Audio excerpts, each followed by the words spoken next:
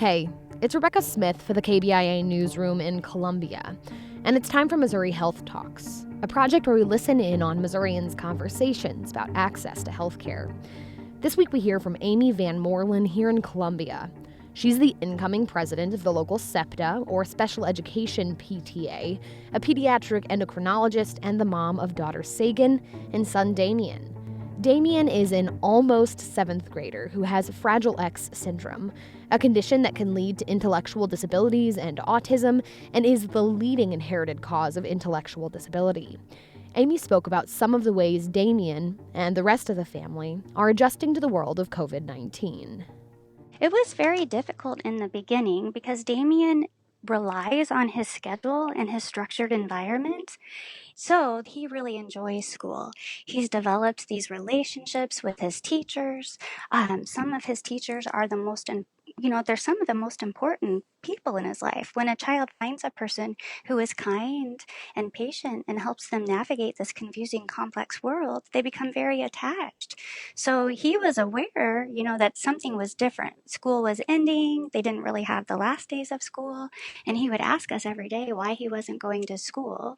So we would try to, explain the virus to him on a level that he could understand.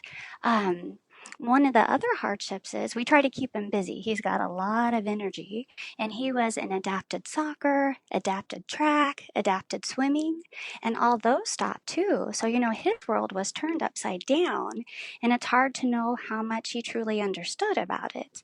He knows he doesn't go out much because it is hard for him to wear a mask, so we really haven't taken him anywhere. So he's been at home, and I worry because what can happen, especially with Fragile X syndrome, we take him up to a specialist up in Chicago, so I pick her brain about, all the developmental milestones and what's going to happen as a teenager.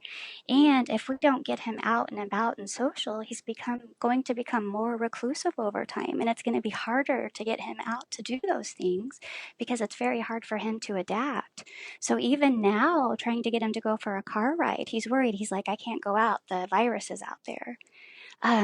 Knowing that school is coming up and that mask is going to be very difficult, I've been trying to get him to wear a mask. We just started a couple weeks ago, about 1 minute a day.